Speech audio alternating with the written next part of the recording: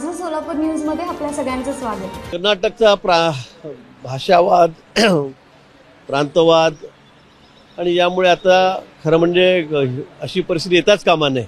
त्या संदर्भामध्ये दोन्ही सरकारने त्याची दखल घ्यावी। माननीय मुख्यमंत्री महोदय या ठिकाणी या संदर्भामध्ये लक्ष ठेवून आहेत, पण मला असं वाटतं की हा विषय लवकर सुटला पाहिजे।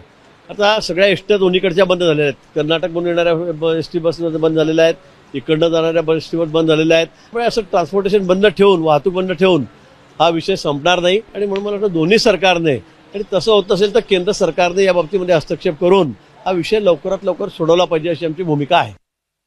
राज्य जर महाराष्ट्र आणि कर्नाटक जर बघितलं तर ज्या जिल्ह्याचा मी पालकमंत्री होतो सिंधुदुर्ग, त्याची एक बॉर्डर कर्नाटकमध्ये आहे, एक बॉर्डर गोव्यामध्ये आहे। तर अशावेळी सीमा भागातली लोक देखील मराठी बांधव आहेत याची देखील जाणीव आपल्या सगळ्यांना असली पाहिजे। आणि त्यांनी देखील मराठी भाषिकांवर किंवा मराठी माणसांवर अन्याय करणं हे टाळलं पाहिजे। टाळलं नाही ते होताच कामा नये, कारण आम्ही तिथल्या मराठी भाषिकांच्या बरोबर आहोत, मराठी बांधवांच्या बरोबर आहोत।